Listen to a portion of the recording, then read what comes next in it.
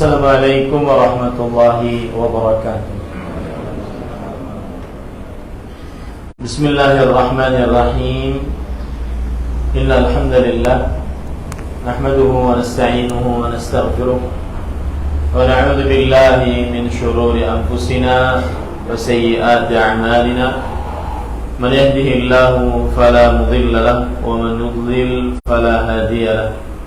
وأشهد أن لا إله إلا الله وحده لا شريك له وأشهد أن محمدا عبده ورسوله يا أيها الذين آمنوا اتقوا الله حق تقاته ولا تموتن إلا وأنتم مسلمون يا أيها الناس اتقوا ربكم الذي خلقكم من نفس واحدة وخلق منها زوجها وبث منهما رجالا كثيرا ونساء واتقوا الله الذي تساءلون به والأرحام إن الله كان عليكم رقيبا يا أيها الذين آمنوا اتقوا الله وقولوا قولا سديدا يصلح لكم أعمالكم ويغفر لكم ذنوبكم ومن يطع الله ورسوله فقد فاز فوزا عظيما أما بعد فإن أصدق الحديث كتاب الله وأحسن الهدي هدي محمد صلى الله عليه وعلى آله وسلم شر الأمور محدثاتها وكل محدثة بدعة وكل بدعة ضلالة وكل ضلالة في النار. Alhamdulillah, kita bersyukur pada Allah Subhanahu wa taala pada hari ini, hari Ahad siang atau pagi menjelang siang 24 Jumadil Ula 1444 Hijriah, kita dimudahkan oleh Allah Subhanahu wa taala untuk duduk bersama mengkaji kembali ayat-ayat suci Al-Qur'an dan hadis Rasul sallallahu alaihi wasallam dalam sebuah kajian yang bertemakan manhaj salaf yang mulia. Salawat dan salam semoga selalu Allah berikan kepada Nabi kita Muhammad sallallahu alaihi wa ala alihi wasallam, pada keluarga beliau, para sahabat, serta orang-orang yang mengikuti beliau sampai hari kiamat kelak. Dengan nama-nama Allah yang husna dan sifat-sifatnya yang mulia, kita berdoa, Allahumma inna nas'aluka ilman nafi'an wa rizqan tayyiban wa amalan mutaqabbala, Allahumma amin. Ahibati billah, afanillah wa iyyakum, para ikhwah sekalian yang saya cintai karena Allah, mungkin bisa maju biar yang di belakang bisa masuk. Maju sini, enggak apa-apa, sebelah sini. Di atas keramik dingin. Maju.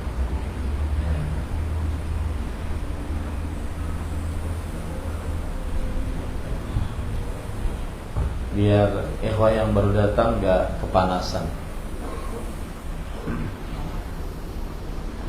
Baik, tema kita adalah manhaj salaf yang mulia. Apa arti manhaj? Manhaj itu artinya adalah as-sirah wa tariqah. Bahasa Indonesianya berarti metodologi, tata cara. Salaf artinya adalah man sabaqaka, seorang yang lebih mendahului.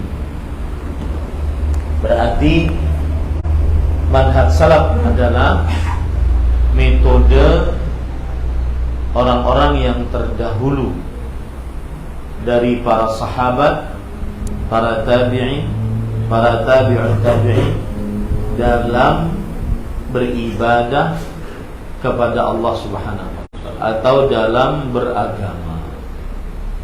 Itulah yang disebut dengan manhaj salaf. Saya ulangi, manhaj artinya adalah as-sirah wa tariqah al-wadhih, metode yang jelas.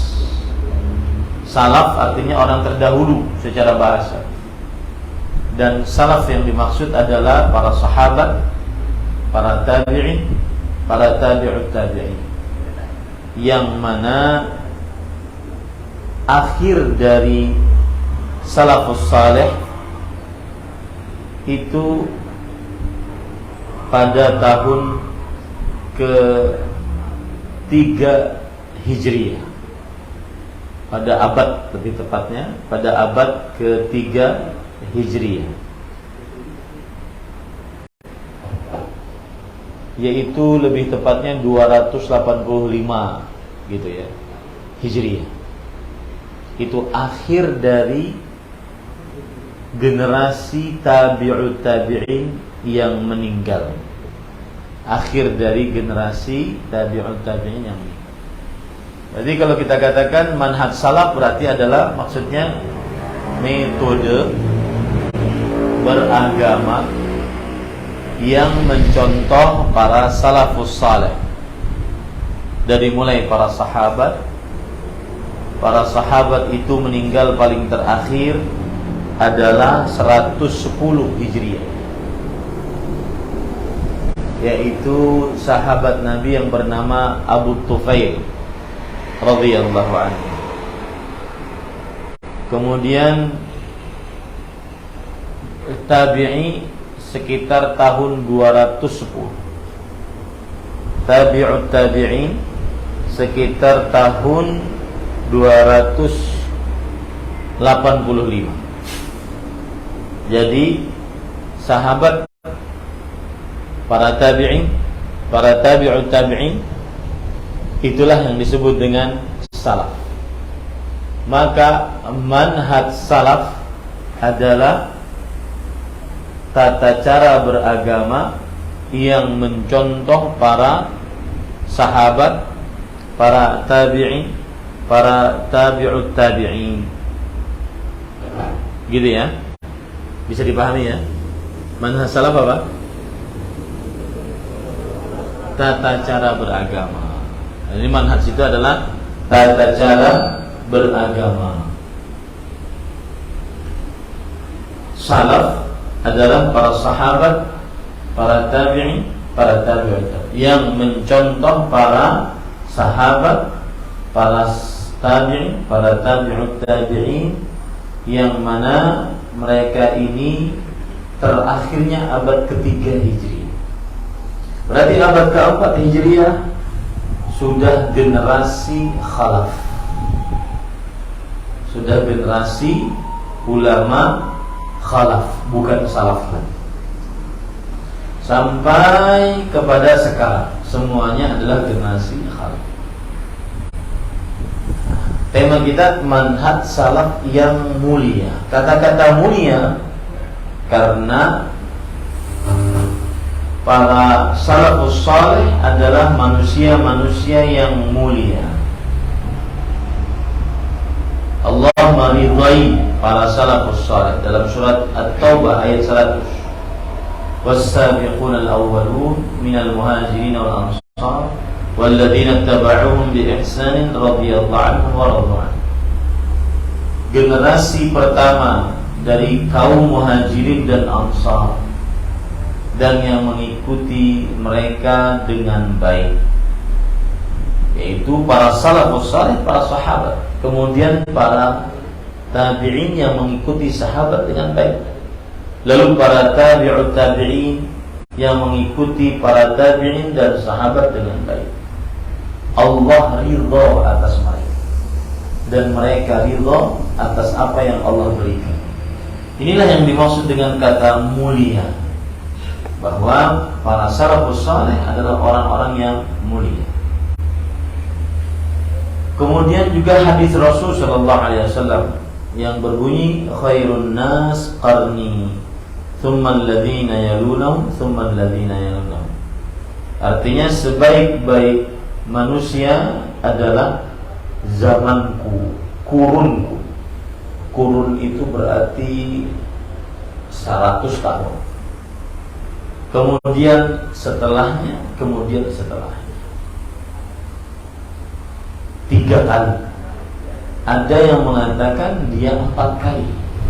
Kalau mengatakan empat kali berarti tabi'ul atba' abad keempat Hijriah. Berarti abad kelima Hijriah sudah khalaf. Ya, sudah khalaf. Nah, ini juga menunjukkan bahwa para salafus saleh adalah yang mulia. Sudah dipahami berarti temanya ya, manhaj salaf yang mulia. Lalu apa yang akan kita pelajari pada tema ini, manhaj salaf yang mulia? Yang kita pelajari adalah tata cara beragama para salafus saleh bagaimana. Tata cara beragama para salafus saleh itu bagaimana? Maka tata cara beragama para salafus saleh ada tiga. Besarnya tiga. Yang pertama yaitu ta'zimun nusus asy-syar'iyyah wal inqiyad laha. Mengagungkan dalil-dalil syariat dan tunduk patuh kepadanya. Di para salafus saleh, tata cara beragama mereka adalah sangat mengagungkan dalil, baik dari Al-Quran atau hadis Rasul sallallahu alaihi wasallam. Mengagungkan dalil. Kalau ada dalil, mereka sangat agungkan. Kalau ada hadis ayat Quran, mereka sangat agungkan. Mereka kalahkan semua logika. Mereka kalahkan semua pendapat ra'yu jika ada dalil Al-Quran dan hadis Rasul sallallahu alaihi wasallam. Yang kedua, metode para salafus saleh dalam beragama adalah al-i'timad 'ala al-ahadits as-sahih. Bersandar kepada hadis-hadis yang sahih. Bersandar kepada hadis-hadis yang sahih. Orang-orang para salafus saleh, para sahabat, para tabi'in, para tabi'ut tabi'in sangat perhatian terhadap derajat hadis. Apakah sahih ataukah lemah, ataukah hasan, ataukah syadz, ataukah yang lain. Sangat perhatian terhadap hadis. Yang ketiga, sihhatu fahmin nusus. Benarnya pemahaman terhadap dalil. Yang ketiga adalah benarnya pemahaman terhadap dalil. Para ikhwan yang dirahmati oleh Allah Subhanahu wa taala, sebagian orang ada berdalil dengan Al-Qur'an, berdalil dengan hadis, tetapi salah peletakan dalilnya karena tidak benar pemahaman terhadap dalilnya. Saya beri contoh, misalnya ada seorang nabi di Indonesia, nabi palsu. Habis itu diwawancarai di televisi nasional, dan itulah Indonesia. Nabi palsu masuk TV, bukan dipenggal lehernya. Kalau secara hukum Islam itu harus dihukumi hadd. Ini enggak, Nabi palsu malah diwawancarai. Pewawancara mengatakan, apa dalilmu?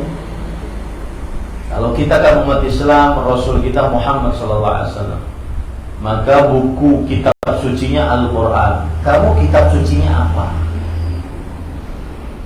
Dia pakai ayat, kata dia, kitab suci saya Al-Quran juga, cuma pemahamannya berbeda. Allah berfirman, likulli ummatin rasul. Setiap umat ada seorang rasul. Berarti Nabi Muhammad SAW rasul untuk orang Arab, saya rasul untuk orang Indonesia, Malaysia, Brunei. Pakai ayat, tetapi pemahamannya salah.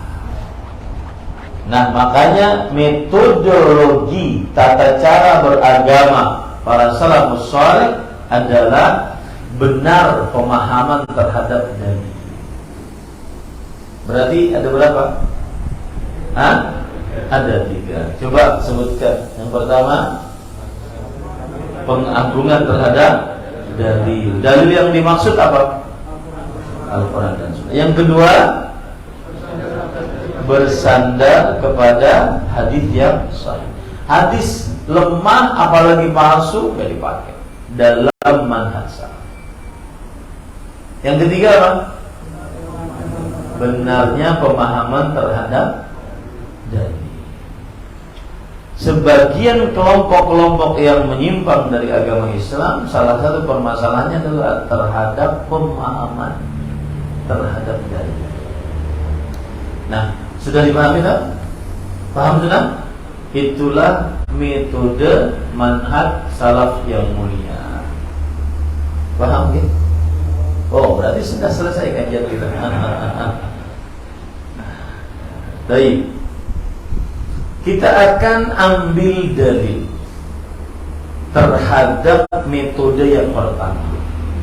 Sangat mengagungkan dalil-dalil syariat dari Al-Quran dan hadis Rasul Sallallahu Alaihi Wasallam. Yang pertama adalah Allah berfirman dalam surah Al-Hajj ayat 30. Dzalika wa man yu'azzim hurumatillahi fa huwa khairul lahu 'inda rabbih. Yang demikian itu barang siapa yang mengagungkan hal-hal yang terhormat di sisi Allah, maka itu lebih baik baginya di sisi Rabb-nya. Dalil adalah hal-hal yang terhormat di sisi Allah dari Al-Quran, dari hadis Nabi Muhammad SAW. Ini dalil yang pertama.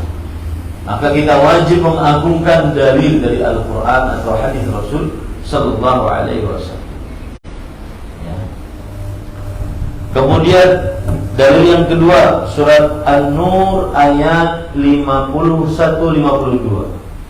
Innama kana qaulal mu'minin idza du'u ila Allahi wa rasulihi liyahkuma bainahum an yaqulu sami'na wa ata'na wa ulaika humul muflihun. Sesungguhnya ucapan orang-orang beriman jika diajak kepada Allah dan Rasulnya, jika diajak kepada Al-Quran dan hadis, hanya mengucapkan sami'na wa ata'na, ya, untuk berhukum kepadanya mereka mengucapkan sami'na wa ata'na. Apa saja yang ada dalam Al-Quran dan hadis, mereka cuma mengucapkan kami mendengar Al-Quran tersebut, kami mendengar hadis tersebut, dan kami mentaatinya.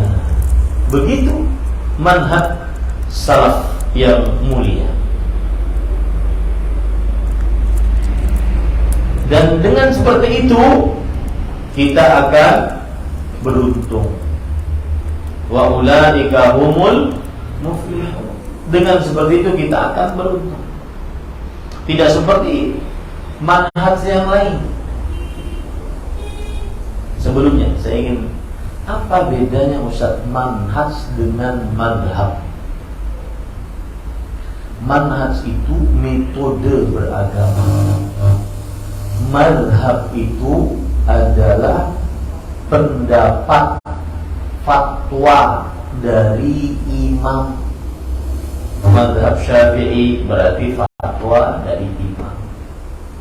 Madhab Hambali berarti fatwa dari Imam Ahmad. Ya, beda ya? Bisa dibedakan sekarang? Manhaj adalah metode tata cara beragama, sedangkan madhab adalah pendapat ulama. Pendapat Imam Syafi'i, pendapat ulama mazhab Imam Syafi'i, pendapat Imam Ahmad, pendapat ulama mazhab Imam Ahmad, dan seterusnya. Baik Ustaz, apa bedanya manhaj dengan akidah? Ada yang bedakan kan? Manhaj adalah metode beragama, tata cara beragama. Akidah adalah bagian dari manhaj. Akidah adalah bagian dari apa? Manhaj. Metode beragama harus ada akidahnya. Akidah apa? Ar-rabtu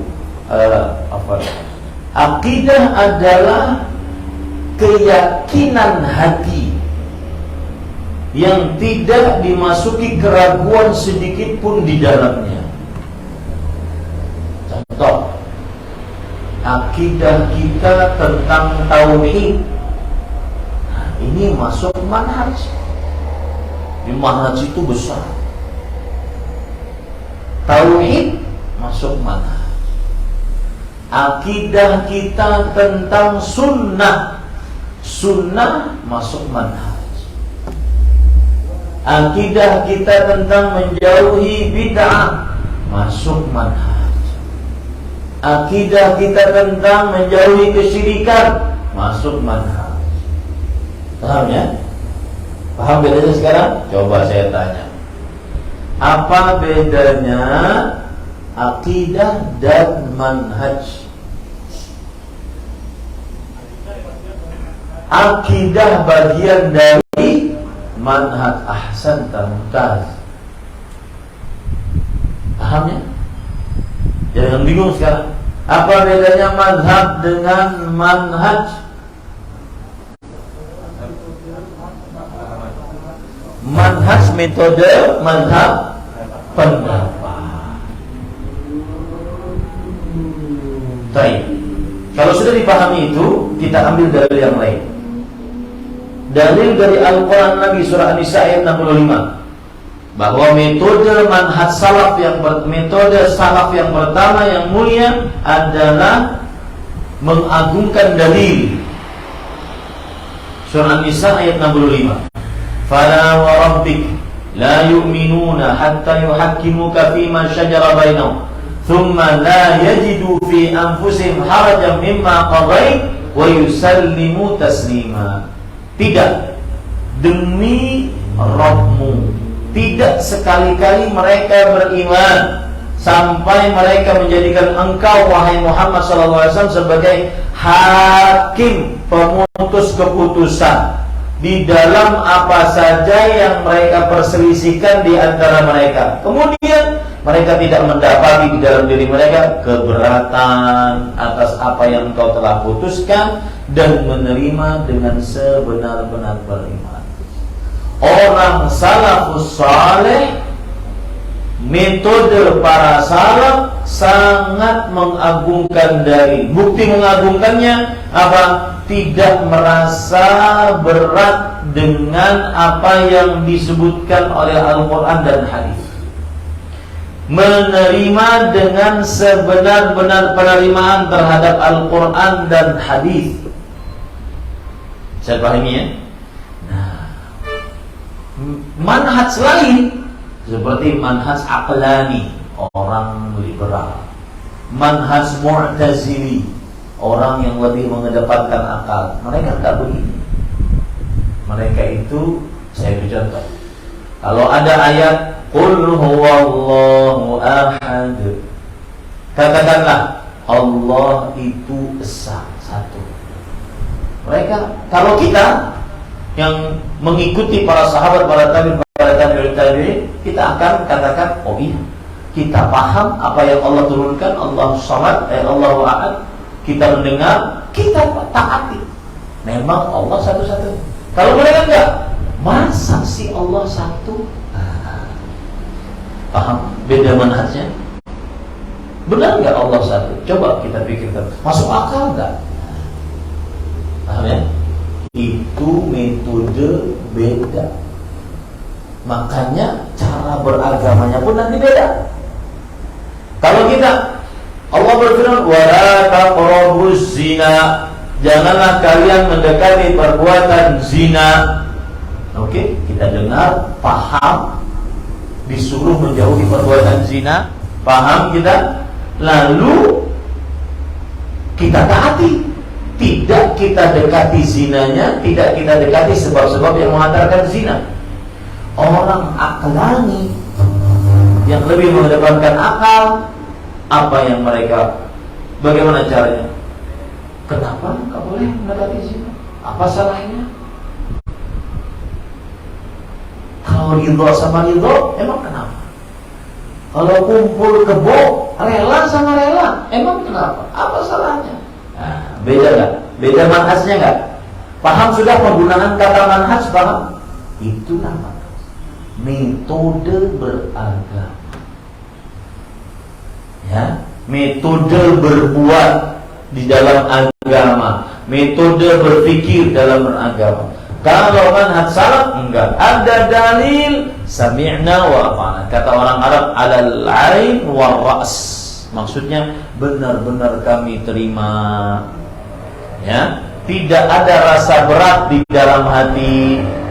Benar-benar diterima pokoknya. Nah, sekarang saya ingin menyebutkan poin-poin kemudian kisah-kisah untuk menunjukkan bagaimana metode yang pertama ini berlaku di tengah para salafus saleh. Apa metode yang pertama? Mengagungkan dalil. Poin yang pertama, para salafus saleh mengagungkan dalil, yaitu ta'zimu kalamin Nabi sallallahu alaihi wasallam. Mengagungkan hadis Rasul. Mengagungkan hadis Rasul. Ini termasuk daripada mengagungkan dalil. Ada hadis kita terima. Masuk akal, enggak masuk akal. Sesuai dengan perasaan kita, tidak sesuai dengan perasaan kita.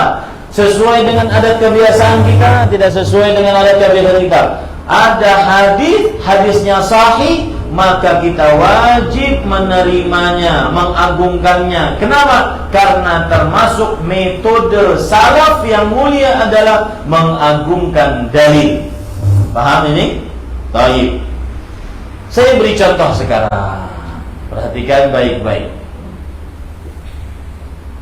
Ada hadis Rasul sallallahu alaihi wasallam melarang untuk perempuan pergi ada hadis Rasul sallallahu alaihi wasallam melarang untuk suami melarang istrinya pergi ke masjid. Istrinya boleh pergi ke masjid. Cuma rumah para perempuan lebih baik. Ya, isi hadisnya begitu. Jangan kalian larang istri-istri kalian pergi ke masjid jika istri-istri kalian minta izin kepada kalian. Ini hadis redaksinya untuk siapa? Suami apa istri? Suami. Apa isinya tadi?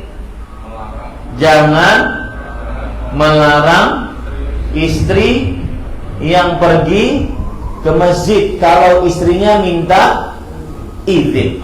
Oke, sampai situ paham ya? Yang meriwayatkan hadis ini adalah Abdullah bin Umar radhiyallahu anhu. Sahabat Rasul, anak dari Umar bin Khattab. Beliau berkata Rasul sallallahu alaihi wasallam bersabda, "La tamna'u nisa'akum min masajid idza sta'dantum ilaiha." Jangan kalian larang istri-istri kalian jikalau ingin pergi ke masjid jika mereka minta izin kepada kalian. Syaratnya perempuan boleh keluar rumah pergi ke masjid dengan izin suami. Baik. Hadisnya melarang suami untuk melarang istrinya pergi ke masjid. Paham sampai sini ya?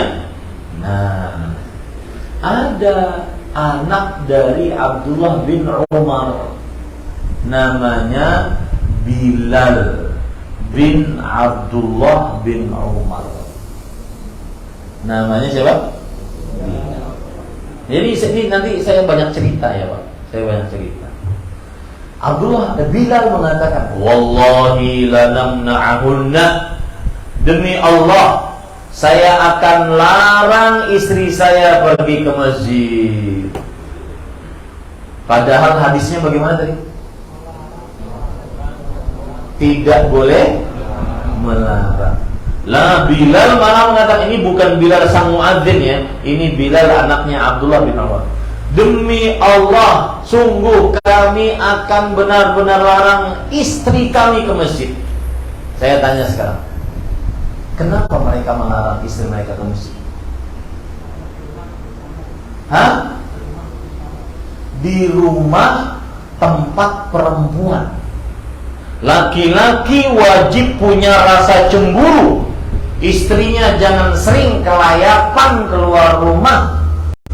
Bahkan di tengah para salafus saleh, para wanita sahabat Nabi, saya pernah baca ada sebuah kisah seorang sahabat Rasulullah SAW perempuan tidak keluar rumah kecuali 3. Yang pertama, saat dinikahi oleh suaminya, dibawa dari rumah orang tuanya ke rumah suaminya, keluar rumah kan. Yang kedua, saat menunaikan ibadah haji. Yang ketiga, saat jenazahnya dikeluarkan dari rumahnya. Bandingkan dengan perempuan-perempuan di zaman sekarang. Ini ngomong-ngomong ada perempuannya nggak? Ada di bawah?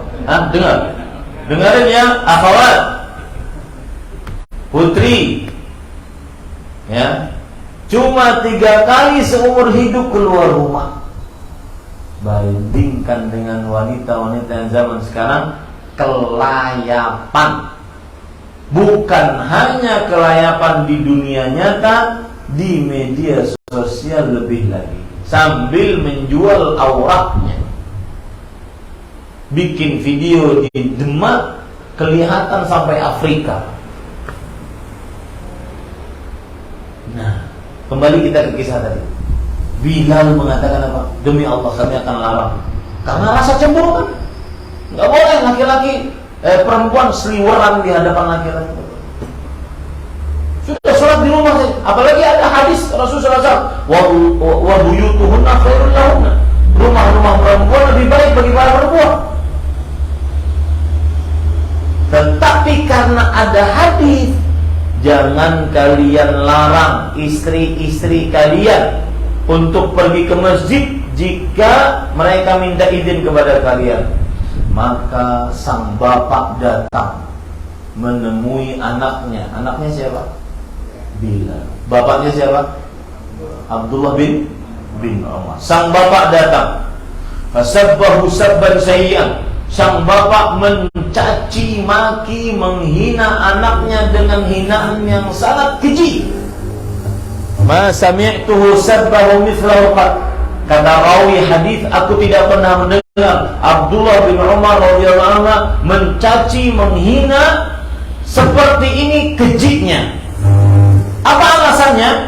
Alasannya mengagungkan dalil. Kata Abdullah bin Umar radhiyallahu anhu, "Ukhbiruka an Rasulillah sallallahu alaihi wasallam wa taqulu lanamna'ahu."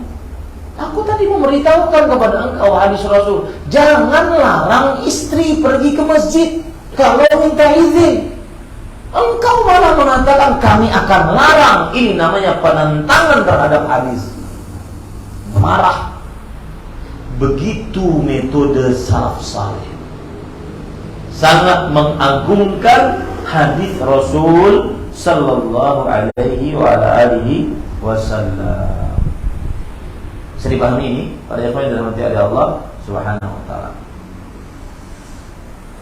Contoh yang lain lagi. Nih perhatikan ini, itu tadi riwayat disebutkan dalam hadis riwayat Muslim ya. Muslim. Nah, contoh yang lain lagi. Hadis riwayat Imam Ahmad. Abdullah bin Abbas, ahli tafsir generasi tabi'in, generasi sahabat. Beliau berkata, tamatta'an Nabi sallallahu alaihi wasallam. Nabi Muhammad sallallahu alaihi wasallam, beliau itu ketika berhaji dalam keadaan mengerjakan haji dengan tata cara tamattu', yaitu berumroh baru berhaji. Qala Urwah bin Zubair berkata, naha Abu Bakar wa Umar anil mut'ah. Tapi Abu Bakar dan Umar melarang mut'ah. Maka Abdullah bin Abbas mengatakan, arahum sayahlikun. Itu orang-orang yang menandingi hadis Rasul dengan perkataan Abdullah bin Umar, aku pastikan mereka akan binasa. Aqulu qala Nabi wa yaqulu naha Abu Bakar wa Umar. Aku sedang meriwayatkan tentang Nabi, mereka malah menandingnya dengan perkataan Abu Bakar dan pengagungan terhadap hadis Rasul sallallahu alaihi wasallam. Paham ini para ikhwan? Berarti kalau ada hadis Rasul, tidak boleh ditanding hadis ini dengan perkataan Abu Bakar dan Umar radhiyallahu anhuma. Apalagi perkataan yang di bawah mereka. Pengagungan terhadap hadis yang riwayat Muslim lainnya. Coba perhatikan dari Abdullah bin Mughaffal. Abdullah bin Mughaffal pernah melihat orang main ketapel, berburu tetapi pakai ketapel. Kemudian beliau larang, la takhzif, jangan engkau berburu dengan menggunakan ketapel. Kenapa? Fa inna Rasulullah sallallahu alaihi wasallam kana yakrahu aw qala yanha 'anil khazf, fa innahu la yustadu bihi as-sayd wala yuttakka'u bihi al-'adu walakinnahu yuksiru as-sinna wa yafqahu al-'aina. Kata Abdullah bin Mughaffal, jangan main ketapel kalau berburu. Kenapa demikian? Karena Rasul sallallahu alaihi wasallam membencinya. Rasul sallallahu alaihi wasallam melarangnya. Karena ketapel itu tidak mematikan musuh. Ya, tidak mematikan musuh. Akan tetapi cuma mematahkan gigi, cuma membutakan mata, menyakiti orang, menyakiti binatang kalau begitu. Kemudian sudah dilarang, orang ini masih main. Apa yang terjadi kepada Abdullah bin Mughaffal radhiyallahu anhu? Ukhbiruka anna Rasulullah sallallahu alaihi wasallam kana yakrahu aw yanha 'anil khazf thumma araka takhlif la ukallimuka kada wa kada. Aku tadi sudah beritahukan kepadamu hadis Rasul, jangan main ketapel kalau berburu. Lalu kamu masih melakukannya? Gak boleh ngomong sama saya sama sekali. Ya, bagaimana para salafus saleh terdahulu, mereka sangat mengagungkan dalil hadis Rasul. Jangan ngomong sama saya sama sekali. Ini para ikhwan, ya, harus tegar di dalam masalah ini. Kemudian poin yang kedua, bagaimana para salafus saleh sangat mengagungkan dalil dengan cara teliti dalam mengerjakan sunnah. Teliti dalam mengerjakan sunnah ajaran Rasulullah sallallahu alaihi wasallam. Contohnya, kalau kita itu sunnahnya setelah azan subuh mengerjakan apa? Mengerjakan apa? 2 rakaat sebelum subuh. Boleh nggak nambah lagi?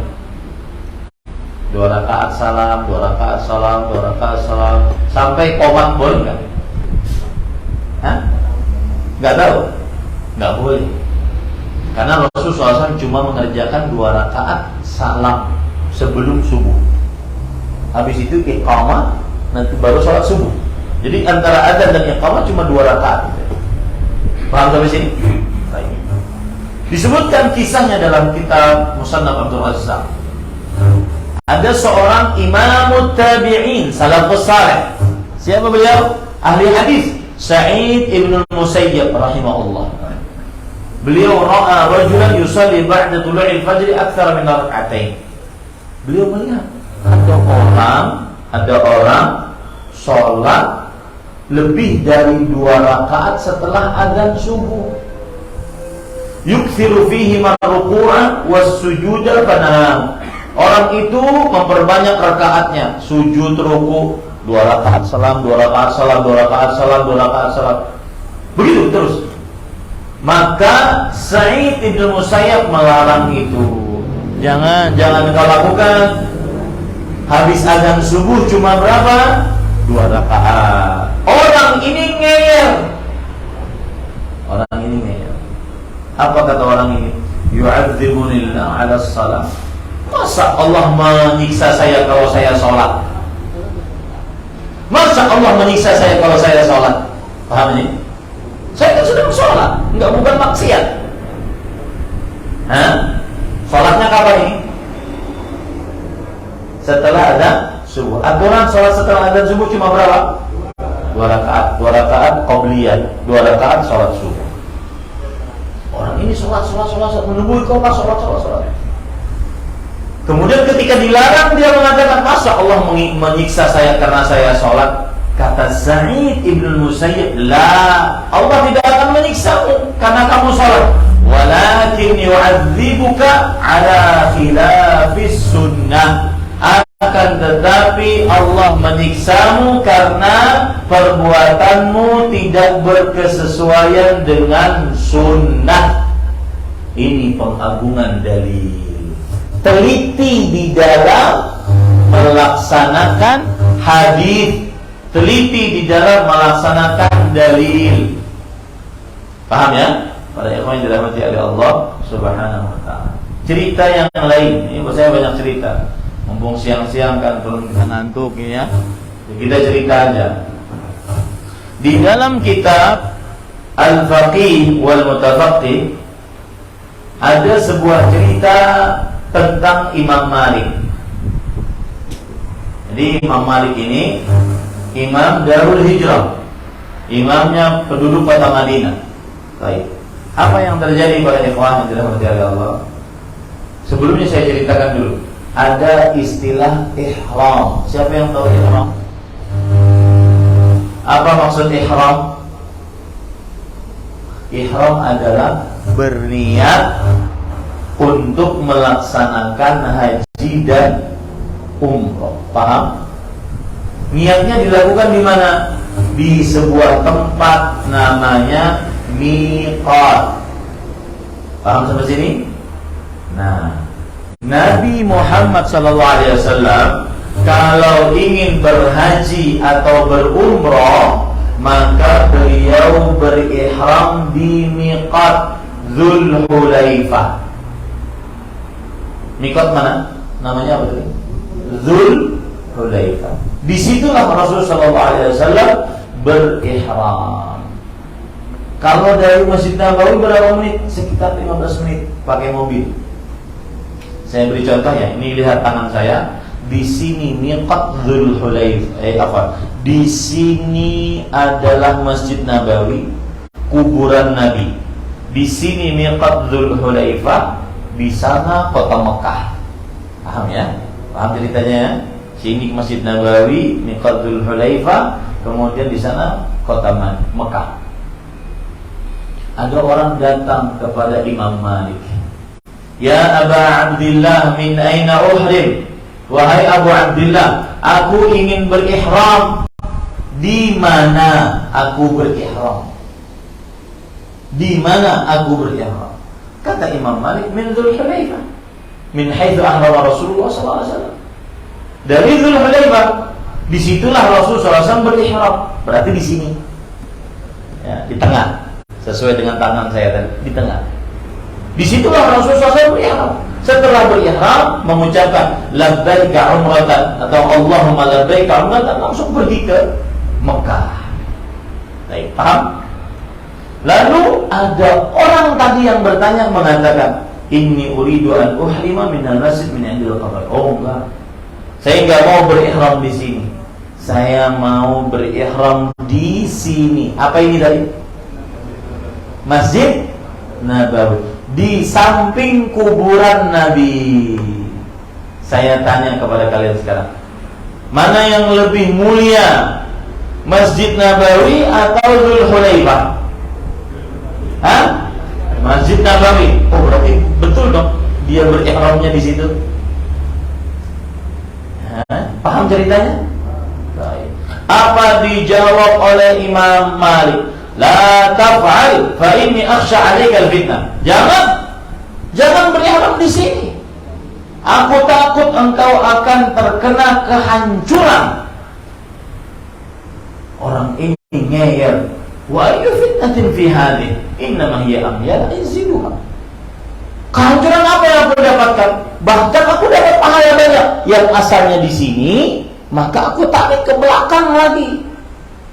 Berarti kan nambah beberapa jarak saja, nambah jauh, berarti tambah pahala. Maksud dia begitu. Paham ceritanya? Baik. Kemudian kata Imam Malik, wa ayyu fitnatin a'zam min an tara annaka sabaqta ila fadilah qassara anha Rasulullah sallallahu alaihi wasallam. Kerusakan apa yang lebih besar dibandingkan engkau melihat, menganggap dirimu dapat mengerjakan sebuah amal saleh yang Rasul sallallahu alaihi wasallam belum mengerjakannya. Rasul sallallahu alaihi wasallam kalau berihram di mana? Di Miqat Dzulhulaifah. Dan tidak ada satu riwayat pun beliau berihram di mana? Di Masjid Nabawi. Maka kata Imam Malik, inilah kehancurannya. Kalau bahasa kita, kamu merasa lebih pintar dari Rasulullah. Kalau Rasulullah SAW saja berihramnya di miqat, kamu masa dari masjid? Maka kemudian Imam Malik membacakan surat An-Nur ayat 63. Falyahdharil ladzina yukhalifuna 'amri an tusibahum fitnah aw yusibahum 'adzabun alim. Hati-hatilah orang-orang yang menyelisihi perintah Rasul sallallahu alaihi wasallam. Mereka terkena kehancuran di dunia atau siksa yang pedih menimpa mereka di mana? Di akhirat. Nah, ini cerita, contoh kisah nyata bahwa kita harus teliti saat mengerjakan sunnah Nabi. Harus teliti saat mengerjakan ajaran Rasul sallallahu alaihi wasallam. Tidak boleh sembarangan, dan itu termasuk daripada mengagungkan dalil. Metode pertama dalam manhaj salaf. Sufyan bin Sa'id bin Masruq Ats-Tsauri rahimahullahu taala berkata, "In istata'ta alla tahukka ra'saka illa bil athar faf'al." Kata Sufyan, ini ahli hadis, imam ahli hadis. Jika engkau sanggup, kamu tidak menggaruk kepalamu kecuali ada dalilnya, pakai dalilnya. Sampai garuk kepala, pakai dalil. Sampai pakai celana dalam, pakai dalil. Sampai pakai sendal, pakai dalil. Itu namanya mengagungkan dalil. Teliti di dalam mengerjakan sunnah Rasul sallallahu alaihi wa ala alihi wasallam.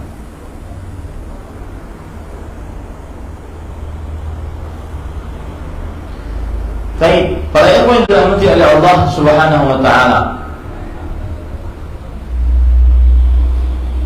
Selanjutnya,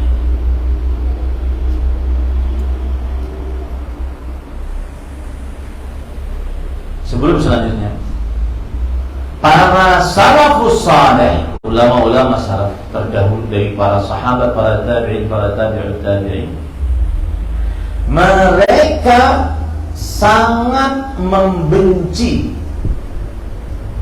untuk menandingkan dalil dengan pendapat manusia. Sangat membenci untuk menandingkan dalil dengan pendapat manusia. Dan yang paling membenci ini Imam Syafi'i. Ya, riwayat disebutkan dalam kitab Manaqibus Syafi'i yang ditulis oleh Imam Al-Baihaqi bahwa Al-Imam Abdullah ibnu Zubair Al-Humaidi bercerita, "Rawas Syafi'i yawman hadithan, faqultu ata'khudhu bih?" Subhanallah. Abdullah bin Zubair Al-Humaidi meriwayatkan, suatu hari Imam Syafi'i meriwayatkan sebuah hadis. Kemudian Abdullah bin Zubair Al-Humaidi berkata, apakah engkau wahai imam berpendapat dengan hadis tersebut? Ini pertanyaan menjadi pemicu amarah Imam Syafi'i. Jadi beliau meriwayatkan hadis, lalu muridnya ada yang bertanya, wahai Imam, engkau ngambil nggak hadis itu? Dijadikan dalil nggak hadis itu? Kata Imam Syafi'i apa? Ra'aitani kharajtu min kanisah? Hei, engkau melihat aku keluar dari gereja? Au alayya zannar, atau saya memakai ikat pinggang yang menunjukkan saya orang kafir? Hatta idza sami'tu min Rasulillah sallallahu alaihi wasallam haditsan la aqulu bih, sampai kalau aku mendengar hadis Rasul sallallahu alaihi wasallam kemudian aku tidak menjadikannya sebagai dalil. Paham ceritanya? Enggak mungkin. Aku meriwayatkan hadis, pasti aku jadikan itu sebagai apa? Dalil. Begitulah pengagungan para sahabat Nabi radhiyallahu anhum terhadap dalil-dalil. Baik, selesai pembicaraan yang pertama, metode manhaj salaf yang mulia. Apa manhaj salaf yang mulia yang pertama? Mengagungkan dalil. Cara mengagungkan dalil ada 2 poin tadi. Yang pertama apa? Mengagungkan hadis Rasul. Yang kedua apa? Teliti di dalam mengerjakan sunnah Rasul sallallahu alaihi wasallam. Ya, hati-hati. Jangan sampai sekedarnya mengerjakan sunnah Rasul, harus diperhatikan. Oh, beginikah? Salat misalkan. Salat Rasul gimana? Harus kita contoh. Apakah ngangkatnya begini, angkat begini, ataukah ngangkatnya begini, atau bagaimana? Dan ingat, salat adalah ibadah yang paling rinci Allah Subhanahu wa taala sebutkan. Ya, salat adalah ibadah yang paling rinci yang Rasul sallallahu alaihi wasallam sebutkan di dalam hadis-hadisnya yang sahih. Baik, yang jelas itu metode salaf yang pertama, sangat mengagungkan apa? Dalil. Baik. Metode yang kedua, apa tadi saya katakan metode yang kedua? Bersandar kepada hadis-hadis yang sahih saja. Sahih saja. Apa hadis sahih itu? Ringkasannya, mattasala sanadu binaqli 'adlin dhabit min ghairi syudzudin wala 'illah. Hadis sahih adalah yang tersambung sanadnya.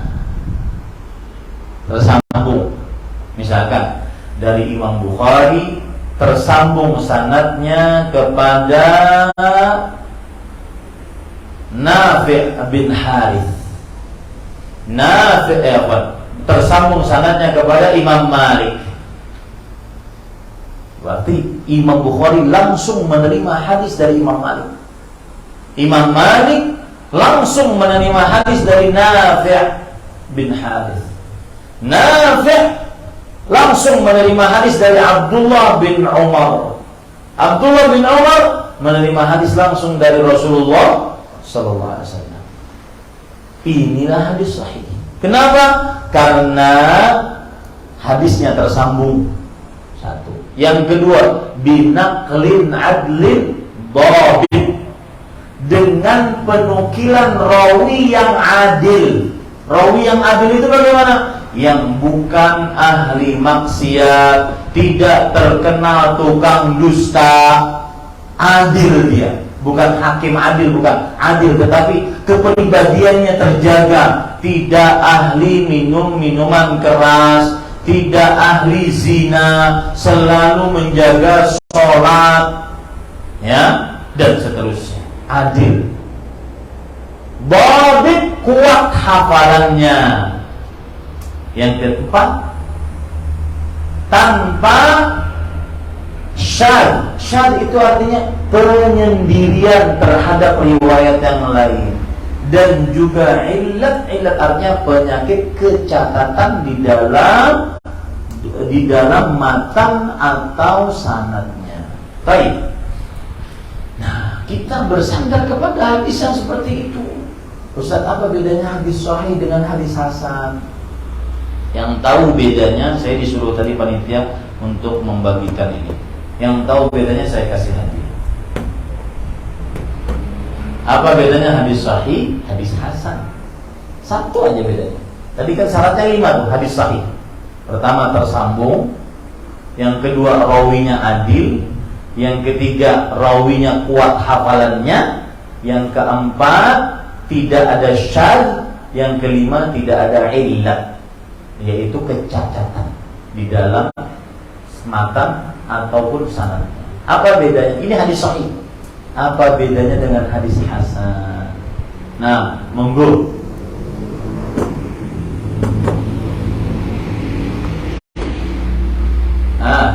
Santri dari Bukhari, tahu? Apa bedanya? Belum. Baik, ada yang nebak. Yang menjawab saya kasih hadiah. Tidak terpenuhi 5 syarat.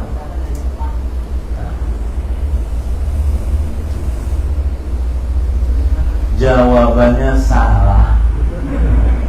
Cuma kan saya katakan siapa yang jawab saya kasih dia.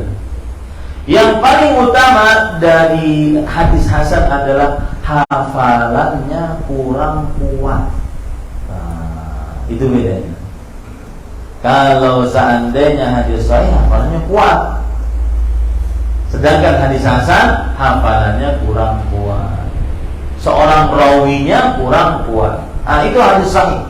Maka metode salaf mulia kedua adalah bersandar hanya kepada hadis sahih saja. Kenapa demikian Ustaz? Karena satu, perhatikan baik-baik.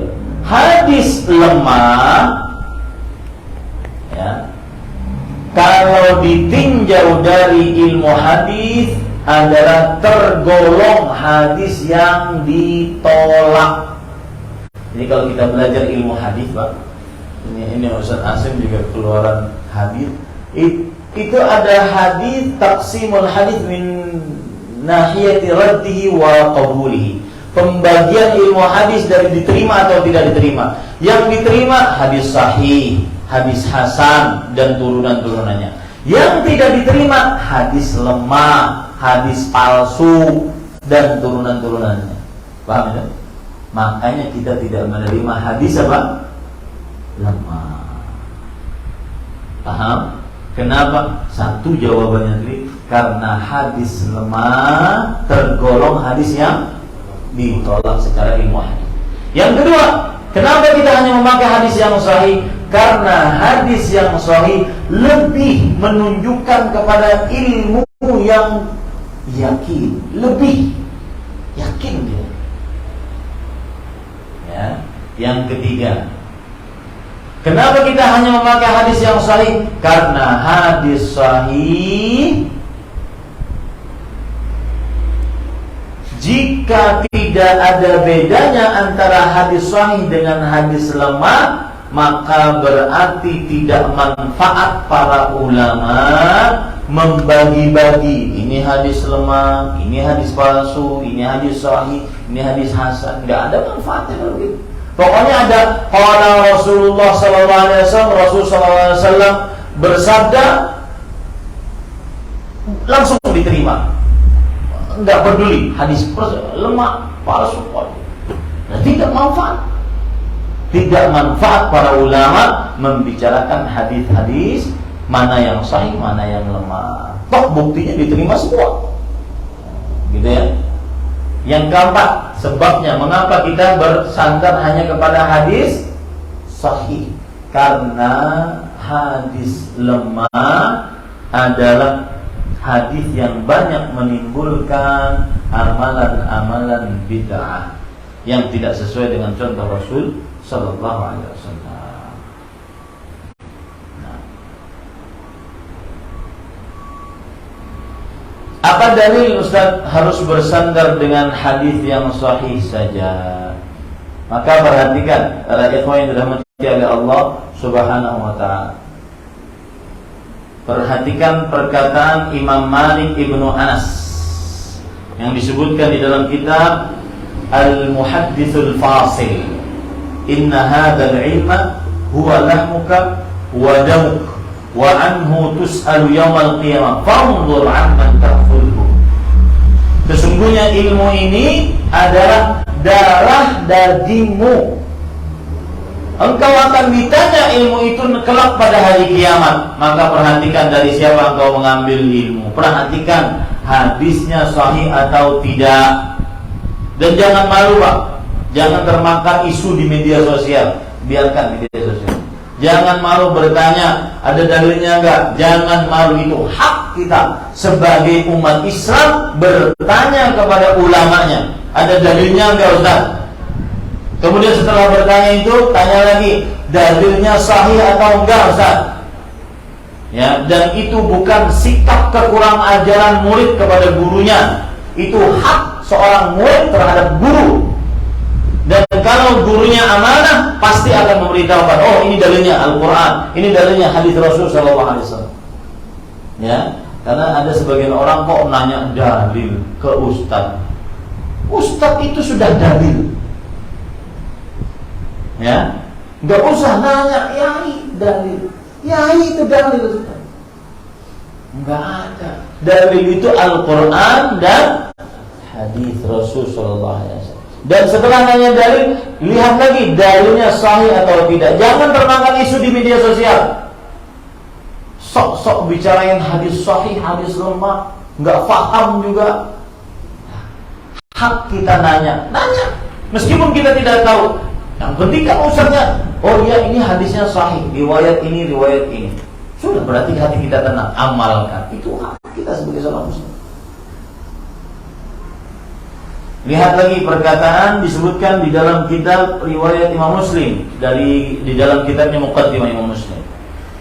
Seorang tabi'i Muhammad ibn Sirin berkata, "Lam yakunu yas'aluna 'anil Islam falamma waqa'atil fitnah qalu sammu lana rijalakum falyanzur ila ahli sunnah fayukhadhu hadithuhum wa yunzar ila ahli bid'ah fala yukhadhu hadithuhum." Artinya, dulu para sahabat Nabi tidak bertanya tentang sanad.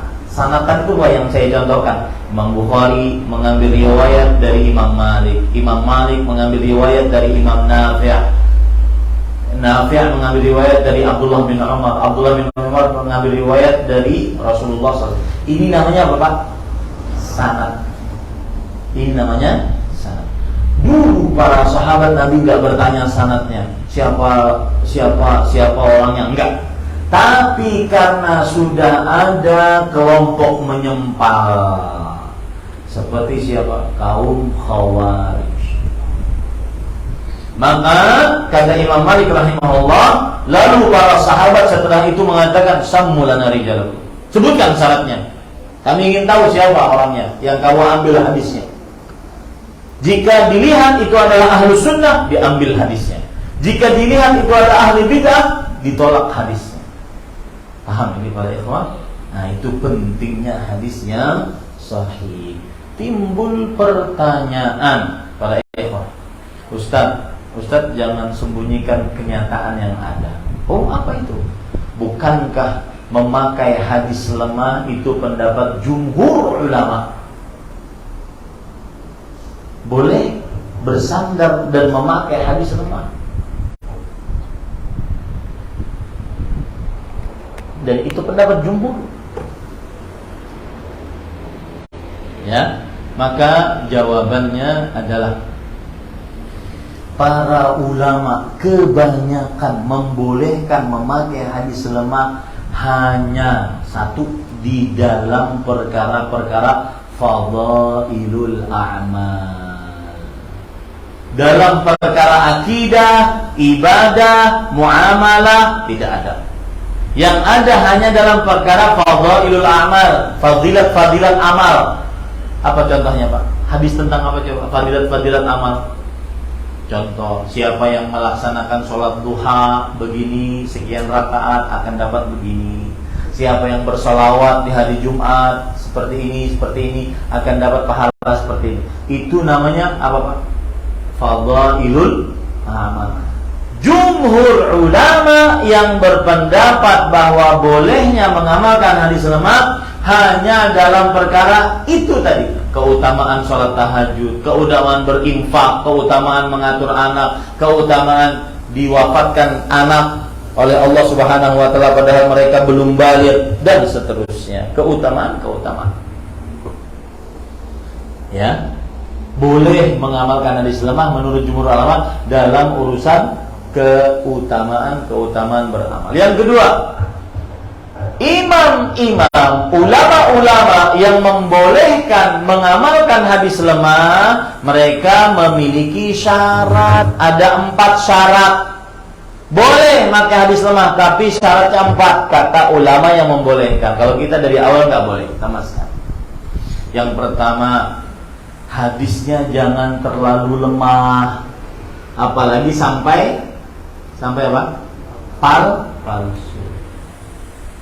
Antum tahu kenapa hadis palsu itu ada? Kalau kita belajar ilmu mustalah hadis, salah satu pemicu hadis palsu itu adalah bisa politik, bisa ekonomi, bisa pendidikan. Saya beri contoh misalnya. Antum ambil ya, ini kira-kira yang memasukkan hadis dari kalangan apa? Politikus atau ekonomi atau ahli pendidikan. Barang siapa yang makan badinjang, terong, maka tidak akan pernah sakit mata selamanya. Hah? Apa itu? Orang-orang ahli ekonomi. Dia pedagang, enggak laku jualan terongnya, bikin hadis palsu. Bisa pahami? Barang siapa yang mendoakan pemimpin di mimbar-mimbar sebanyak 3 Jumat berkali-kali, maka dia akan selamat dunia akhirat. Ini apa ini? Boleh. Jadi kalau kita belajar ilmu mustalah hadis, salah satu sebab keluarnya hadis palsu itu adalah 1 politik, 2 pendidikan, 3 ekonomi. Pendidikan misalkan, barang siapa murid yang duduk rapi di hadapan gurunya, maka akan diberkahi ilmunya. Ini apa? Pendidikan. Nah, seperti itu para ikhwan. Jadi syarat yang pertama boleh mengamalkan hadis lemah adalah yaitu tidak boleh hadisnya sangat lemah atau bahkan palsu, nggak boleh. Ya. Yang kedua, di bawah hadis yang lemah tadi, misalkan ini hadis lemah, di bawahnya harus ada hadis yang sahih sebagai sandaran untuk hadis lemah. Kalau ada orang cerdas berpikir, ya sudah amalkan yang sahih aja, ngapain yang lemah? Betul tidak? Toh ada dasarnya. Itu syarat yang kedua. Syarat yang ketiga, tidak boleh memasyhurkan hadis lemah tersebut. Syarat yang keempat, nah ini aneh nih syaratnya ini. Saat mengerjakan hadis lemah tersebut, tidak boleh berkeyakinan kalau itu pernah dikerjakan oleh Rasulullah SAW. Nah, bagaimana kita mengamalkan hadis tapi nggak yakin itu kalau adalah Rasulullah SAW yang mengerjakannya? Taib. Yang ketiga sekarang, para ikhwan yang dirahmati oleh Allah Subhanahu wa taala. Yang ketiga, metode salaf yang ketiga. Apa tadi? Benar pemahaman terhadap dalil. Kebenaran pemahaman terhadap dalil. Imam Ibnu Qayyim Al-Jauziyah Umar bin Khattab radhiyallahu anhu pernah menulis surat kepada Abu Musa Al-Asy'ari. Beliau menulis di dalamnya, "Tsummal fahma fima adla 'alaika mimma laysa fi Qur'an wa sunnah." Kemudian perhatikan pemahaman ya yang Allah berikan kepada engkau yang tidak ada permasalahannya dalam Al-Quran dan Sunnah. Jadi pemahaman itu penting. Banyak orang menyimpang gara-gara pemahaman. Ya, gara-gara pemahaman.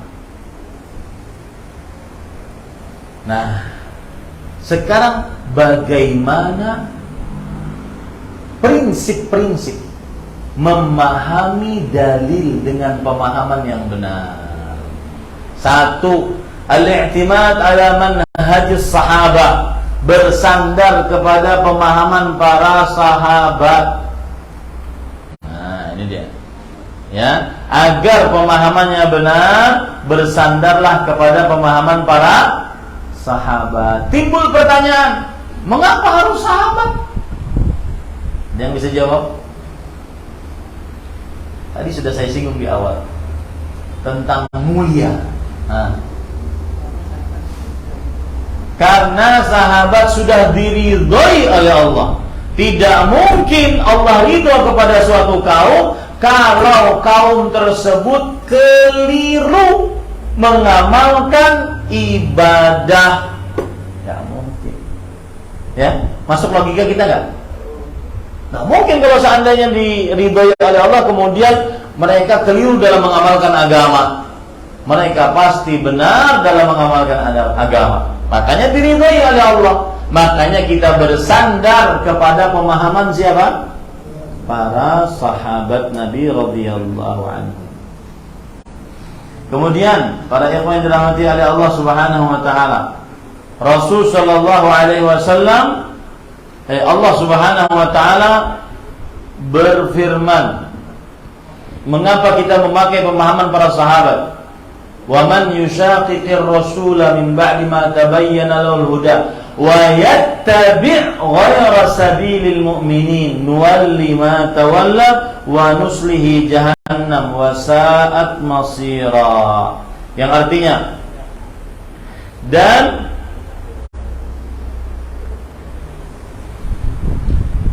siapa saja yang menentang Allah dan Rasulnya, ya, dan mengikuti selain jalannya orang-orang beriman. Saya tanya, ayat ini ketika turun, orang-orang beriman yang dimaksud siapa?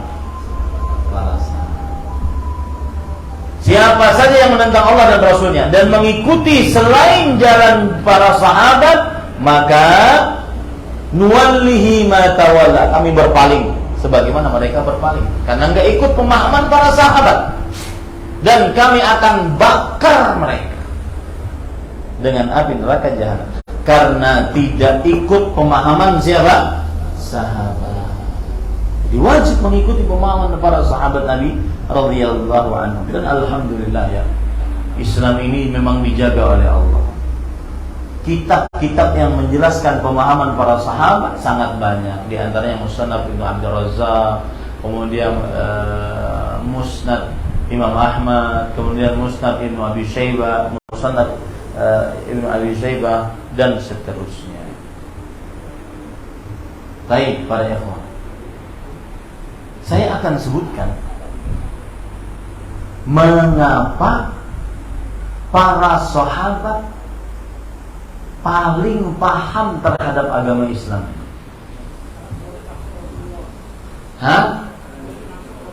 Murid langsung Rasulullah. Satu. Yang kedua,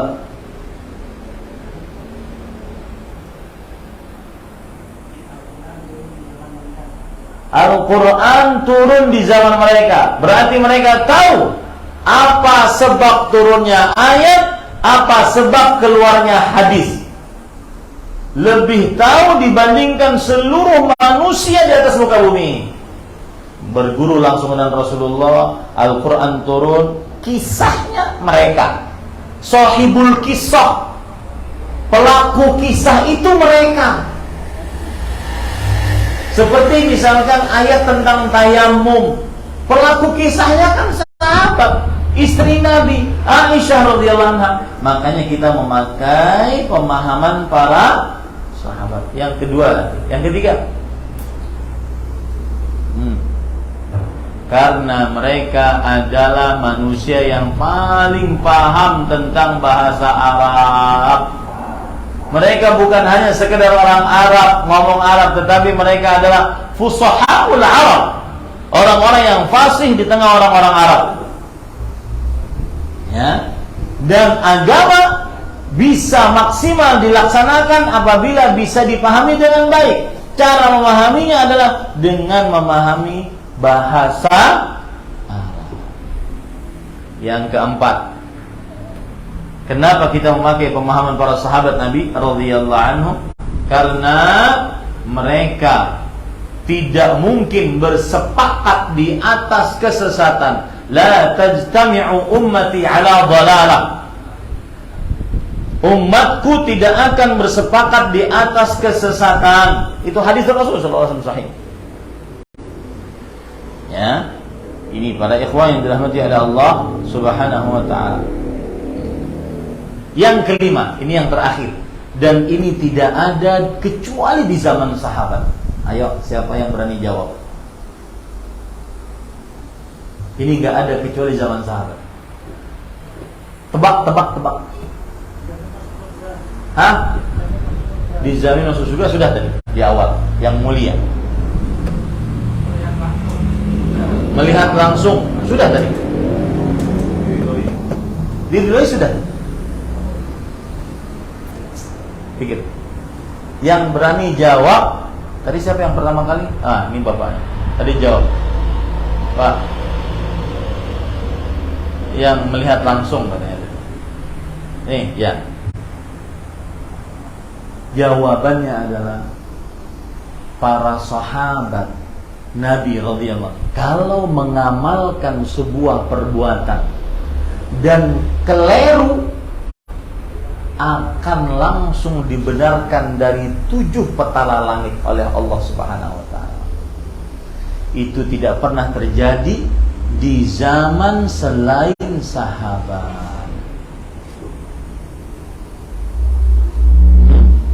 Makanya kita berusaha memahami Al-Quran dan hadis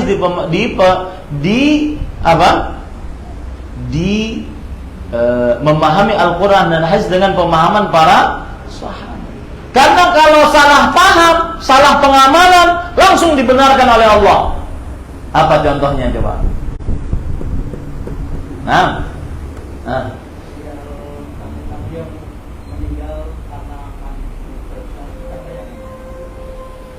Ada kisah dalam riwayat Imam Abu Daud.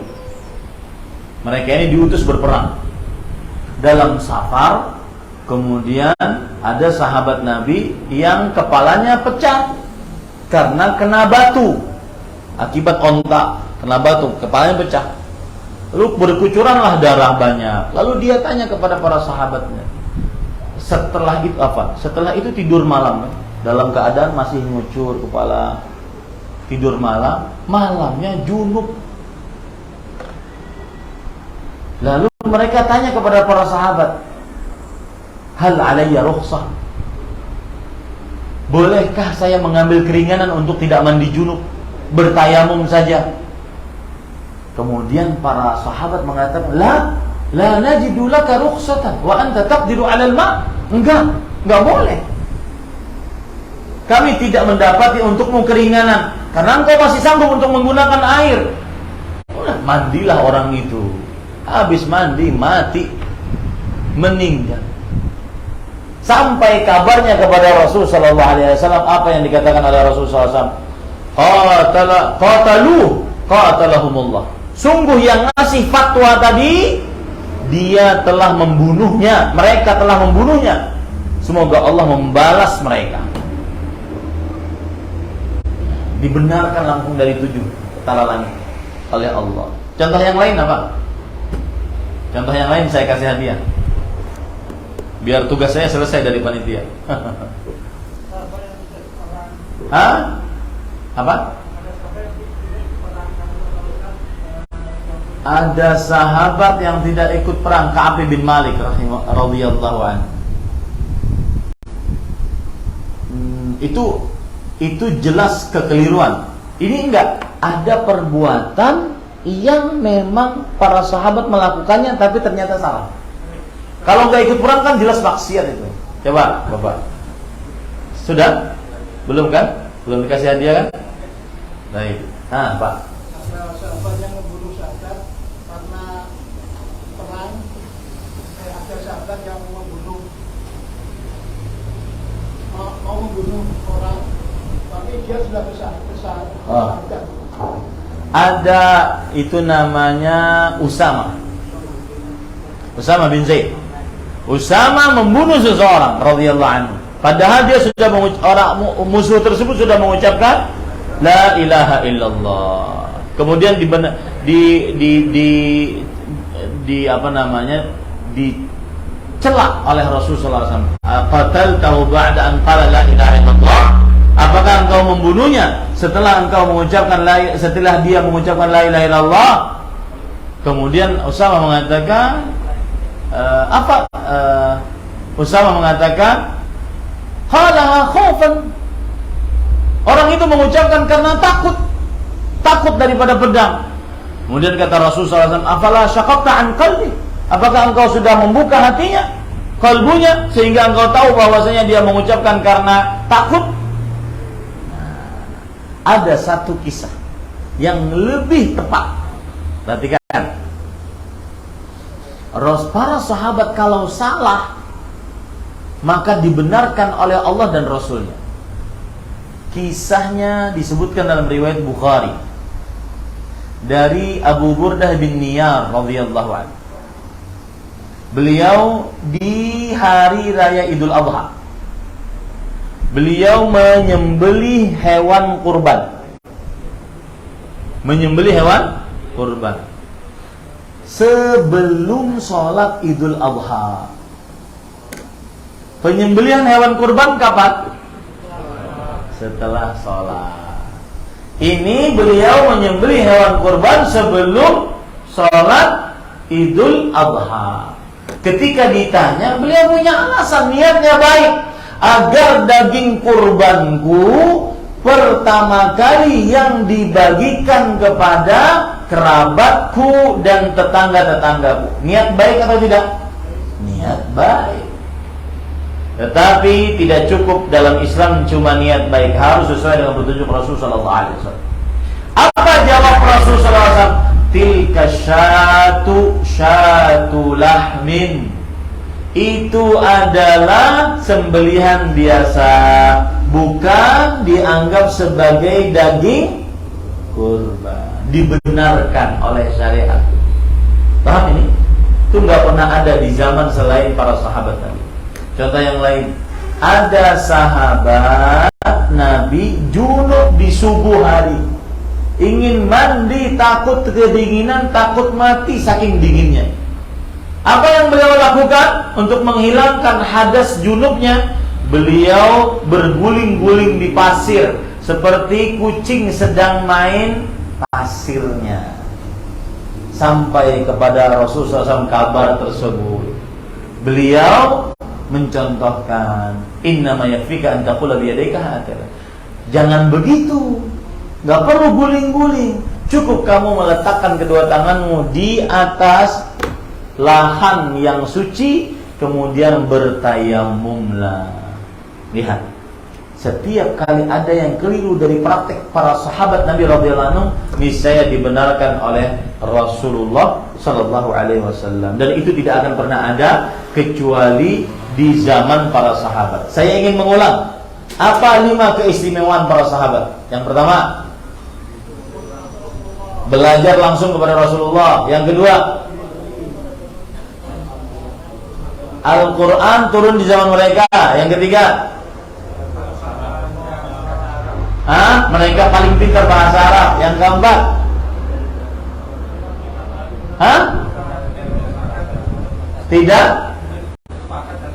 tidak bersepakat di atas kesesatan. Yang kelima, dibenarkan kalau salah.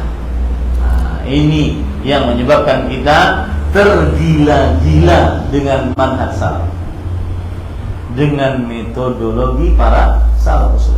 Banggalah mengucapkan, saya berusaha mengikuti pemahaman para salaf.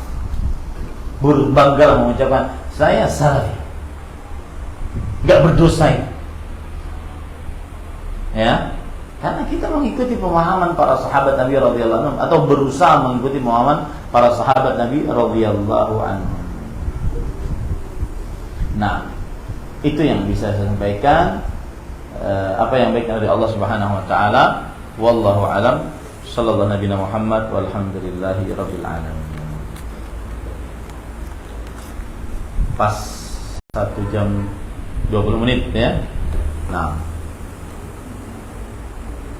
mohon penjelasannya. Yang menjadi pikiran saya selama ini, ibu dan ayah Rasul SAW itu termasuk dalam ajaran yang hanif atau kafir. Apakah mungkin orang tua Rasul SAW itu kafir? Siapa yang nanya? Ya, ini permasalahan kadang-kadang sensitif. Dari permasalahan ini kadang-kadang ustadznya dilarang untuk dakwah di mana-mana. Padahal permasalahan ini permasalahan ilmiah. Saya baru baca tadi ada kitab menarik ini judul kitabnya Darul Huzni, dirasatun ilmiyatun lima qila an hali abawai Nabi sallallahu alaihi wasallam wal athar al mutarattibah ala dzalik. Menghilangkan kesedihan, penelitian ilmiah tentang apa yang dikatakan keadaan nasib kedua orang tua Nabi Muhammad SAW dan riwayat-riwayat yang menyebutkan akan hal itu.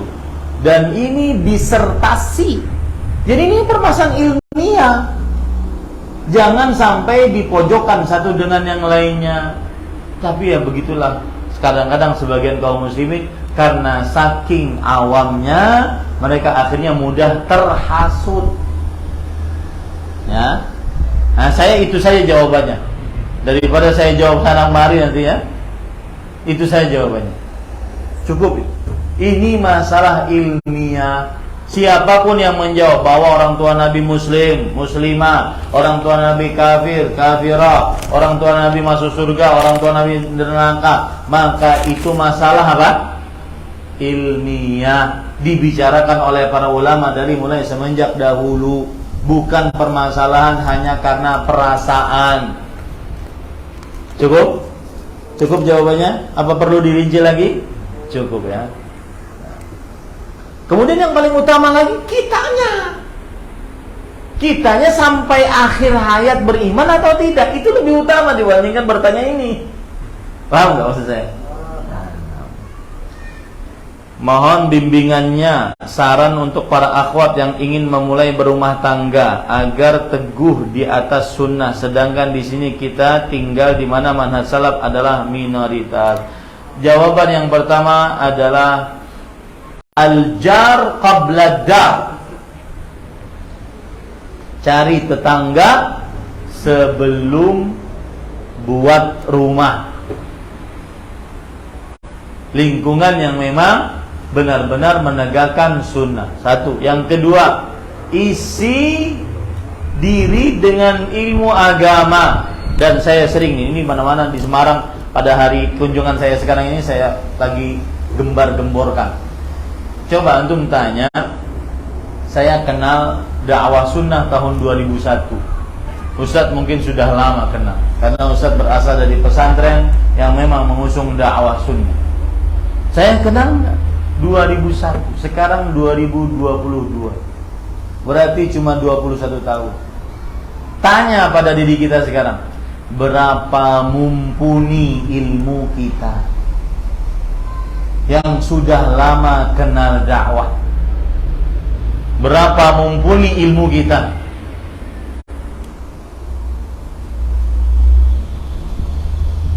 Yang kalau kita mumpuni, maka kita tidak akan mudah terombang-ambing dengan syubhat dan syahwat. Ada pendakwah yang mengajak untuk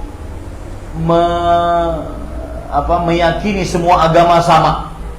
Kemudian penjelasannya agak menarik, retorikanya agak bagus, bingung. Langsung, Ustaz, tolong tonton deh ini. Kemudian bantah Ustaz. Loh, gue yang nonton kok aku yang bantah? Gimana? Itu karena ilmunya kurang mumpuni. Akhirnya mudah terombang-ambing dengan syubhat dan syahwat. Maka saya nasihatkan, manusia itu ada dua dalam pendidikan agama. Kalau seandainya Anda belajar ilmu agama, ingin menjadi mahasiswa dalam ilmu agama, menjadi penuntut ilmu dalam ilmu agama, menjadi pendakwah, guru, ustadz, ngajar seperti ini sekarang, maka belajarnya harus sistematis sesuai dengan arahan para ulama. Saya beri contoh akidah misalkan. Akidah yang diajari dari awal, dari matang-matang.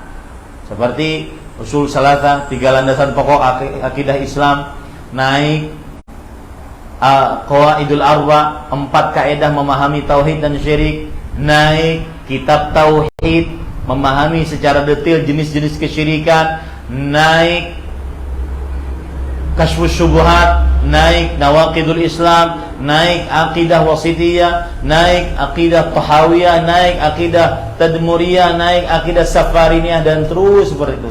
Itu baru satu disiplin ilmu. Itu kalau mau jadi ustaz, kalau mau jadi pengajar, guru. Tapi kalau antum belajar tujuannya adalah untuk mengokohkan iman, pulang nanti ke rumah hanya sebatas profesinya sebagai suami, sebagai bapak dari anak-anaknya, maka cukup. Metode belajarnya agar mumpuni, belajar yang sistematis, yaitu cukup belajar rukun Islam, rukun iman, beserta dalil-dalilnya. Satu. Yang kedua, pelajari apa yang kita tidak boleh bodoh di dalamnya, karena kita berprofesi itu. Pengusaha, pelajari tata usaha yang benar secara Islam, sehingga tidak makan harta haram, ya, dan seterusnya. Yang ketiga, pelajari bekal untuk berhadapan dengan Allah. Amalan ini, zikir ini, amalan ini, zikir. 3 poinnya.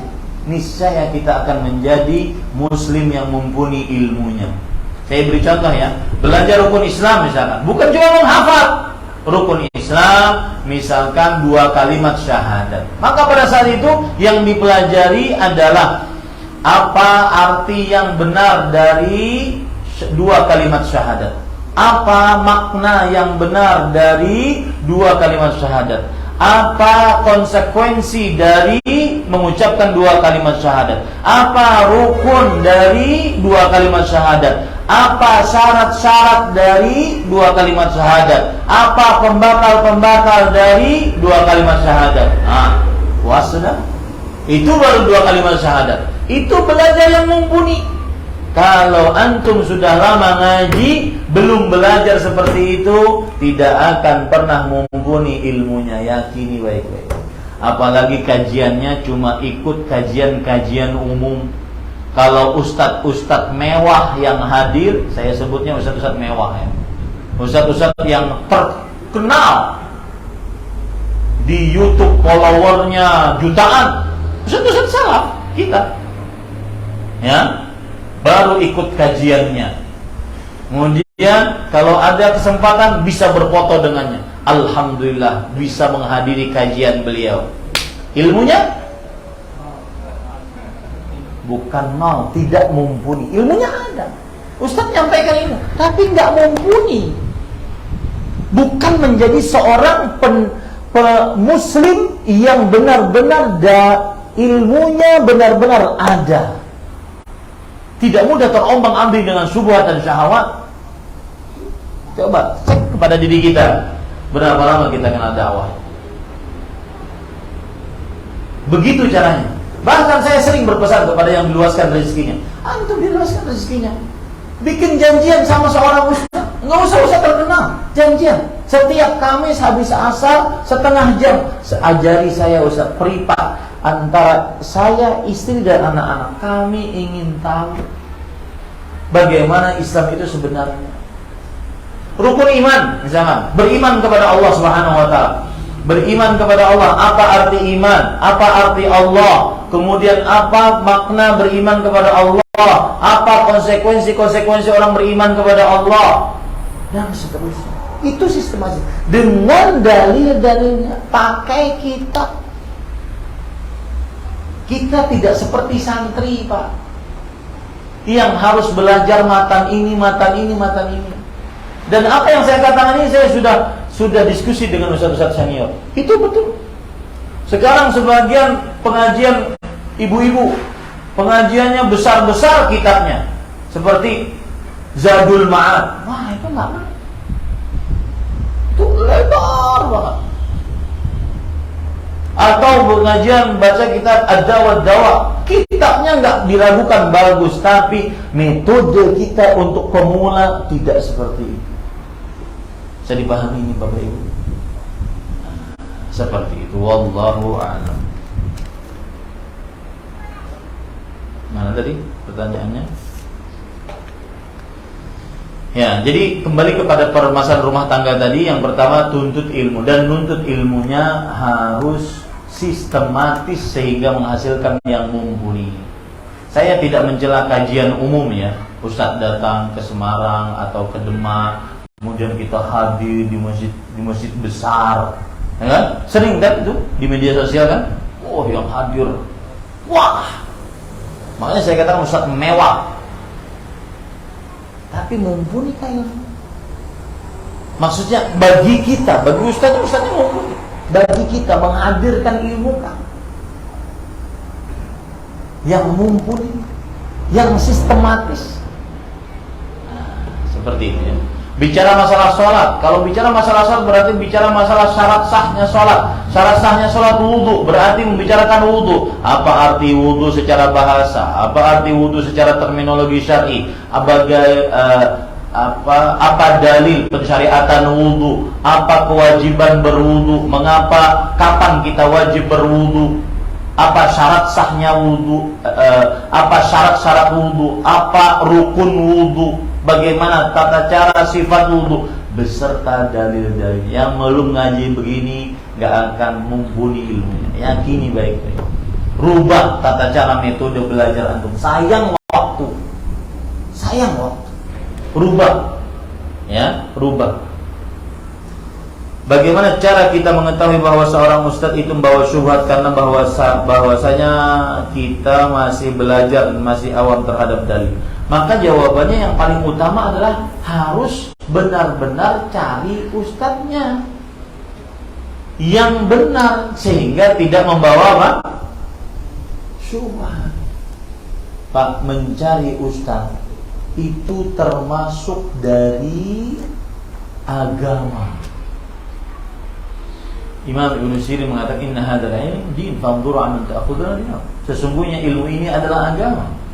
Maka lihat, perhatikan kepada siapa kalian mengambil ilmu agama kalian. Ya, seleksi mencari ustadz itu adalah sebuah tuntutan Rasulullah dan sebuah tuntunan syariat Islam. Sudah disebutkan oleh Rasulullah SAW dalam hadis sahih bahwasanya beliau bersabda, Inna Allah la yaqbidul ilma intizan min suduril ulama walakin biqabdil ulama hatta idza lam yuqi 'aliman ittakhadha an-nasu ru'usan juhala fasu'il fa'ata bighairi fadatu adl. Allah tidak mencabut ilmu dari hati para ulama, enggak, tetapi Allah mewafatkan para ulama sehingga tidak tersisa seorang alim pun, maka orang-orang akan menjadikan orang-orang bodoh sebagai ahli agama. Akhirnya orang bodoh ini ditanya tentang permasalahan agama, dia menjawab tanpa ilmu, akhirnya dia sesat menyesat. Ini isyarat bahwa kita wajib mencari yang memang ahli agama. Allah saja berfirman, "Fas'alu ahla dzikri in kuntum la ta'lamun." Bertanyalah kepada orang berilmu jika kalian tidak mengilmui. Nah, yang jadi pertanyaan sekarang, Ustaz, bagaimana memilah-milih ustaz, guru yang akan kita pelajari? Jawabannya mudah. Satu, lihat apa yang disampaikan, Al-Quran atau hadis atau pemahaman para salafus saleh. Yang kedua, lihat track record gurunya. Dia belajar sama siapa? Dia belajar sama siapa? Duduk di majelis, pernah duduk di majelis siapa? Ya. Yang ketiga, lihat teman-temannya. Karena almar'u ala dini khalil. Seseorang akan sesuai dengan kebiasaan temannya. Lihat teman-temannya siapa. Allahu a'lam. Bagaimana cara menjelaskan kepada orang tua dan keluarga bahwa manhaj salaf bukan aliran atau organisasi yang sesat? Jawabannya mudah. tunjukkan kepada mereka perubahan yang positif berdasarkan syariat Islam ketika seseorang sudah ngaji manhaj salaf. Ya, contoh berbakti pada orang tua. Para ulama salaf terkenal dengan baktinya orang tua. Saya ingin cerita ini menarik. Abdullah bin Aun, seorang ulama Islam abad ke-3 Hijriah, wafat pada tahun 232 Hijriah kalau tidak salah. Abdullah bin Aun, beliau a'taqa raqabatain li'annahu rafa'a sawtahu ala ummiha hina da'athu. Artinya, Abdullah bin Aun memerdekakan dua budak. Satu budak aja mahal, apalagi dua. Kenapa? Sebagai hukuman bagi diri beliau, bahwa beliau sudah mengangkat suara beliau di atas suara ibunya ketika sang ibu memanggil. Anggap saja begini, Abdullah bin Aun sini. Kemudian dia mengatakan, iya Bu. Itu beliau menganggap sudah sebagai sebuah kedurhakaan. Maka beliau menghukum dirinya dengan memerdekakan dua budak. Coba bandingkan dengan sekarang anak-anak tunjuk, mata tajam kepada orang tua, angkat suara, membusungkan dada, ngajak berantem, memukul, membunuh orang tua. Na'udzubillah. Ya, maka saya katakan, buktikan kita sudah belajar agama dengan baik dan benar. Harus ada pengaruh di dalam diri kita saat kita belajar agama melalui manhaj salaf ini. Pengaruhnya harus baik, jangan malah buruk. Ini sebagian begini Pak Ikhwan. Ada kadang sebagian kawan-kawan kasar, ada sebagian kawan-kawan tidak lembut dengan orang tua. Walaupun dalam rangka mendakwahi mereka, walaupun mereka dalam kesyirikan, lembutlah. Petunjuk dari Allah Subhanahu wa taala. Kita memang ingin mungkin, Ustaz kalau beliau mati kasihan Ustaz, saya kasihan makanya saya agak keras dengan orang tua. Enggak boleh. Man yahdihillah fala mudilla. Siapa yang diberi petunjuk oleh Allah, maka Allah tidak akan ada yang bisa menyesatkan. Ya, maka lembutlah kepada orang tua. Ini kadang-kadang, ini saya beri contohnya misalnya, masalah salaman dengan perempuan. Oke, kita diharamkan untuk salaman dengan perempuan yang bukan mahram kita. Tetapi ini kerabat kita kan, keponakan, sepupu itu kan kerabat, sepupu, anak paman, kerabat. Maka pada saat itu bukan berarti ketika mereka menjulurkan tangan untuk salaman dengan kita, maka kemudian kita haram. Ya, tetapi tidak jabat tangan. Nanti kapan waktunya yang cocok, jelaskan dengan baik dan benar. Ya, kadang dakwah sunnah susah diterima karena kita dianggap terlalu kasar, saklek di hadapan orang. Saya, Ustaz Asim tahu, saya ketika belum diterima di Madinah, belum kenal dakwah. Sebagian teman-teman saya yang sama berangkatnya dengan saya, itu nggak mau nyapa. Kenapa? Dilihat dari bawah, isbal sudah bukan teman saya, nggak salah. Nggak mau nyapa. Siapa? Hatta orang yang ngerokok di samping, siapa ya akhi? Apa salahnya? Siapa? Salami, jabat di tangan. Kenapa? Apa salahnya mereka? Apalagi keluarga kita. Sebagian sulit menerima dakwah karena kelakuan sebagian orang-orang yang mengikuti dakwah salaf tidak sesuai dengan yang dicontohkan para salafus salaf. Sampainya salami, senyum. Oke, kita tidak boleh. Para ustaz sering mengingatkan tentang bahaya perempuan, ya. Tidak boleh kita untuk bermudah-mudah berhubungan dengan perempuan. Tapi boleh nggak kita ucapkan salam kepada mereka? Ya boleh ya. Lewat salam, assalamualaikum. Kecuali kalau terfitnah, maka jangan salam. Tapi asal hukumnya boleh. Apalagi kepada orang-orang yang di desa, ibu-ibu, pamit, amit gitu. Assalamualaikum, amit bang. Akhlak yang mulia. Sampaikan. Sebagian orang kadang terlalu sakit ketika sudah kenal dakwah salam. Kadang karena merasa tidak boleh untuk berhubungan dengan perempuan, akhirnya nyos gitu. Ya. Enggak sama sekali nyapa sama sekali. Ini keliru. Apalagi itu keluarga, kerabat, apalagi itu rahim. Ini yang bisa sampaikan. Alhamdulillah selesai yang kita bisa sampaikan. Subhanakallah wa bihamdik, asyhadu an la ilaha illa anta, astaghfiruka wa atubu ilaik. Wa sallallahu ala nabiyyina Muhammad walhamdulillahi rabbil alamin. Wassalamualaikum warahmatullahi wabarakatuh.